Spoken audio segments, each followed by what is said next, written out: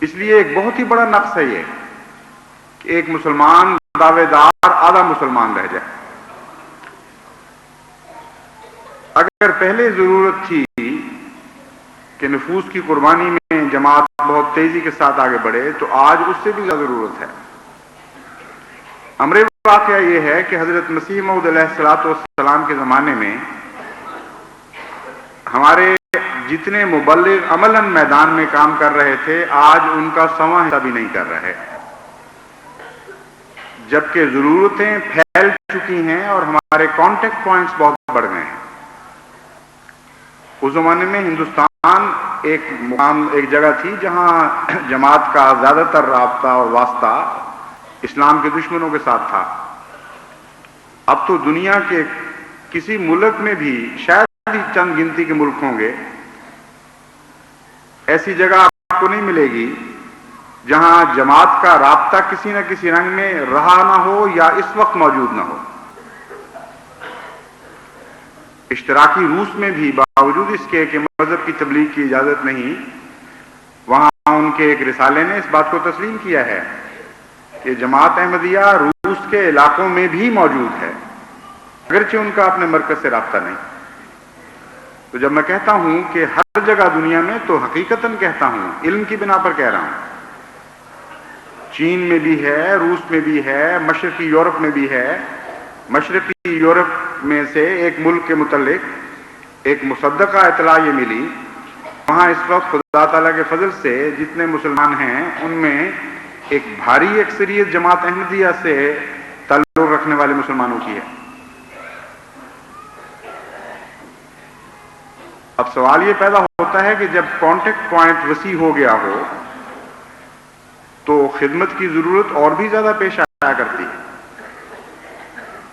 لیکن یہ امر واقعہ ہے کہ اس وقت جتنا احمدی مبلغ تھا اور دعوت اللہ کیا کرتا تھا آج اس سے کم ہے۔ اس وقت ہر احمدی مبلغ تھا، ہر شخص دعوت اللہ کر رہا تھا۔ علمدار کھیتوں میں ہل چلاتا تھا تو وہ بھی تبلیغ کر رہا ہوتا تھا۔ ایک تاجر جب پڑیوں میں سودا سیلف لپیٹ کر تقسیم کر رہا ہوتا تھا تو اس وقت وہ تبلیغ کر رہا ہوتا تھا۔ ایک حکیم جب دوائیوں کی پڑیاں بنا کر کسی کو دیتا تھا یا ڈاک میں بھیجتا تھا پارسل تو وہ ساتھ تبلیغ کر رہا ہوتا تھا۔ کوئی احمدی کسی بھی حیثیت کا ہو، خواہ وہ وکیل ہو، خواہ وہ ڈاکٹر ہو، خواہ وہ پیشہ ور تاجر ہو یا نجار ہو یا لوہار ہو، حیثیت میں وہ پہلے مبلغ تھا اور اس کی دوسری حیثیت بعد میں تھی۔ چنانچہ یہی وجہ ہے کہ حضرت مسیح موعود علیہ الصلوۃ والسلام نے لیکچر لدھیانہ میں بات واضح فرمائی کہ جہاں تک بیتوں کے اعداد و شمار کا تعلق ہے، مہینے 2000، 4000، 6000 تک بیتیں موصول ہوتی ہیں۔ اگر مبلغ نہیں تھی تو یہ بیتیں کہاں سے آ رہی تھیں؟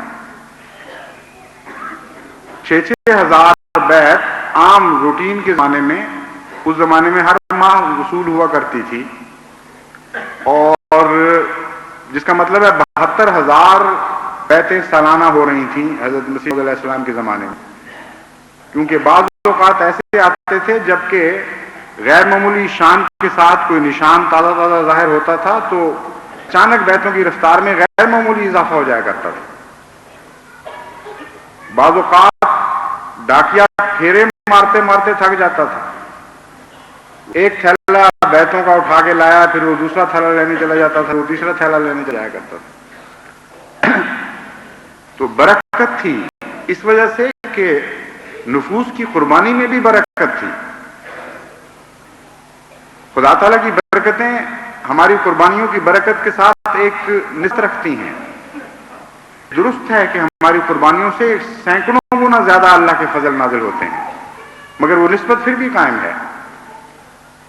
اگر 1 اور 100 کی نسبت آپ کہیں تو جب 10 قربانیاں کریں گے تو 1000 فضل نازل ہوں گے، تو نہیں کہ ایک قربانی کے بعد 100 اور 10 کے بعد بھی 100 ہی رہیں۔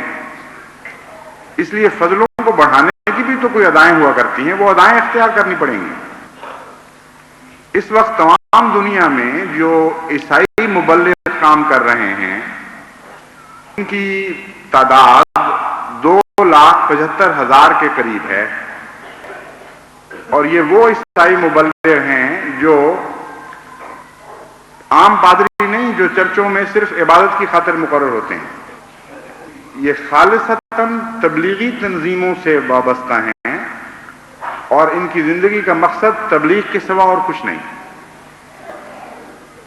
اگر صرف ان کی تنخواہوں کا ہی حساب آپ لگا کے دیکھیں اور بے شمار دوسرے خرچ جو ایک ایک پادری کے ساتھ لگے ہوئے ہیں، لٹریچر کی اشاعت، مفت دولتوں کی تقسیم اور سامان مہیا کرنا اور ہر قسم کی لالچیں پیش کرنا اور ہسپتالوں کے ذریعے ان کی مدد کرنا اور اسکولوں اور کالجوں کے ذریعے ان کی مدد کرنا، تو یہ تو بہت ہی رقم بنتی ہے، اتنی کہ آپ اس کا تصور بھی نہیں کر سکتے.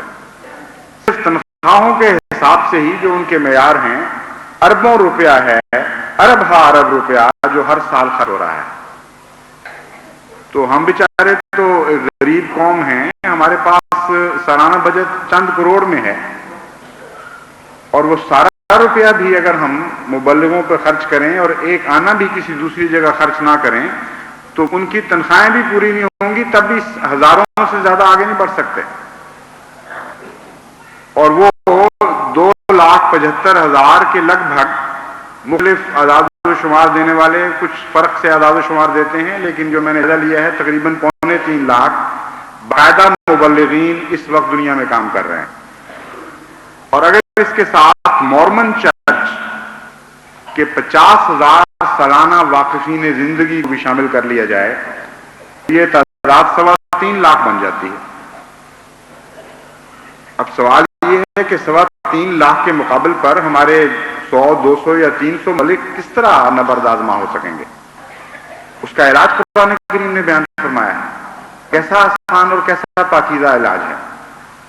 فرماتا ہے کہ تم بلاؤ اور عمل صالح کے تقاضے پورے کرو. عمل صالح کے تقاضوں میں یہ بات داخل کر دی ہے کہ انسان نفوس کی قربانی بھی دے اور اموال کی قربانی بھی دے، بلکہ مسلمان کی شرط میں یہ داخل کر دیا کہ دعوت اللہ کرنے والا ہو. اس سے زیادہ کھول کر اور کیا بات کی جا سکتی تھی؟ گویا یہ آیت یہ کہہ رہی ہے کہ تم اسلام کا دعویٰ کرو، بے شک کوئی تمہیں نہیں روکا، لیکن اگر ایسے اسلام کا دعویٰ کرو گے جو خدا کی نظروں میں حسین اسلام ہے، کہ سب حسنوں سے بڑھ کر حسن رکھنے والا اسلام ہے، تو پھر شرط یہ ہے کہ دعوت اللہ لازمی ہے، پہلی شرط ہے اس کی. پھر عمل صالح، پھر اجازت ہے کہ آپ کہو کہ ہاں میں مسلمان ہوں. نہ صرف اجازت ہے بلکہ فرض ہے کہ پھر یہ کہو کہ میں مسلمان ہوں. اس کا علاج ہمیں بتا دیا. اگر ہر احمدی اپنے آپ کو اول طور پر مبلغ بنا لے اور نفس کی قربانی میں سب سے زیادہ اہمیت دعوت اللہ کو دے، تو آپ کے مبلغوں کی تعداد ساری دنیا کے عیسائی مبلغوں کی تعداد سے بڑھ جاتی ہے. ہر جگہ ایک ایک ملک میں آپ کے مبلغوں کی تعداد ساری دنیا کے عیسائی مبلغین کی تعداد سے بڑھ جاتی ہے. اور یہ خیال کر لینا کہ مبلغ ہونے کے لیے باقاعدہ جامعہ سے پاس ہونا ضروری ہے، بڑی بیوقوفوں کا خیال ہے، نادانی ہے، اور اپنی حیثیت کو نہ پہچاننے کے نتیجے میں انسان یہ بات سوچتا ہے. امر واقعہ یہ ہے کہ ہر مسلمان جو میدان جہاد میں داخل ہونا چاہے، اس کا سب سے بڑا ہتھیار دعائیں ہیں. جب اللہ کی طرف بلاتا ہے تو مدد بھی تو اللہ ہی سے مانگتا ہے. ایاک نعبد و ایاک نستعین روز 5 وقت ہر رکعت میں پڑھتا ہے کہ ہاں خدا میں تیری عبادت کروں گا، وعدہ کر چکا ہوں، نیت یہی ہے، لیکن اب مدد پھر میں نے تجھ سے مانگنی ہے. تو مددگار ہوگا تو حق ادا ہوں گے. تو دعوت اللہ کا سب سے بڑا ہتھیار تو اللہ کی مدد ہے اور دعا ہے. دعا کے ذریعے جب ایک مسلمان میدان جہاد میں داخل ہوتا ہے تو ساری دنیا کی طاقتیں اس کے مقابل پر کوئی حیثیت نہیں تھی. اس لیے تمام دنیا کے احمدیوں کو اس اعلان کے ذریعے متنبع کرتا ہوں کہ اگر وہ پہلے مبلغ نہیں تھے تو آج کے بعد ان کو لازماً مبلغ بننا پڑے گا. اتنے وسیع تقاضے ہیں اسلام کے کہ آپ اس کا تصور بھی نہیں کر سکتے. کتنا بڑا بوجھ ہے جماعت احمدیہ کے کندھوں پہ ڈالا گیا ہے۔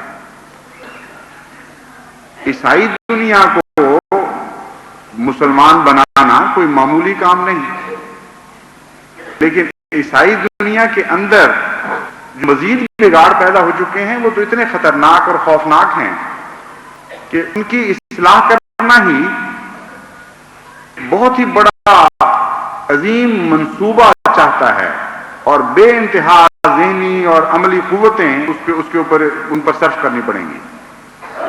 امر واقعہ یہ ہے کہ عیسائیت کے نتیجے میں اتنا گند پھیل چکا ہے دنیا میں، اس قسم کی روحانی بیماریاں جڑیں پکڑ چکی ہیں کہ بعض بیماریاں کینسر کی شکل اختیار کر چکی ہیں۔ دعاؤں کے نتیجے میں اللہ چاہے تو اصلاح فرما دے، لیکن عملاً جہاں تک غور کرتا ہے انسان کے بس میں ان کی اصلاح نظر نہیں آتی۔ اور جتنا دنیا میں دہریت نے فروغ حاصل کیا ہے، اس کی اصل ذمہ داری عیسائیت پر عائد ہوتی ہے۔ قرآن کریم جو فرماتا ہے کبرت کلمۃ تخرج من افواہہم ان یقولون الا کذبا، تو اس کی یہی وجہ ہے۔ بعض نادان سمجھتے ہیں کہ اللہ تعالیٰ کو کیا تکلیف ہے، چلو ایک شریک بنا لیا، اس سے کیا فرق پڑتا ہے، اپنا ہی نقصان کیا۔ کیوں اتنا پیچھے پڑ گیا ہے عیسائیت کے؟ کیوں کہتا ہے بار بار کہ 3 خدا بنا لیے، ظلم ہو گیا اور اندھیر نگری ہو گئی؟ وجہ یہ ہے کہ اگر آپ تجزیہ کریں آج کی تاریخ کا اور انسانی انحطاط کا، تو اکثر بیماریوں کی ذمہ داری عیسائیت پر جا کر پڑے گی، عائد ہوگی، اور وہ سرچشمہ بنتی ہے آج کی ساری بیماری۔ یہ بنیادی حقیقت ہے کہ اگر نظریہ نامعقول ہو جائے تو اس کے نتیجے میں بالآخر جس طرف وہ نظریہ بلانے والا ہے اس پر بھی یقین اٹھ جاتا ہے۔ چنانچہ عیسائیت نے دہریت کو جنم دیا ہے، عیسائیت نے اشتراکیت کو جنم دیا ہے، عیسائیت نے بے حیائی کی ہر تحریک کو جنم دیا، اور بنیاد یہ ہے کہ عیسائیت کا عقیدہ انسانی عقل سے ٹکرا رہا تھا، قابل قبول نہیں تھا، اور خدا کی طرف بلانے والے جب ایک نامعقول بات کی طرف بلانے لگے تو خدا کی ہستی کا اعتبار اٹھ جاتا ہے۔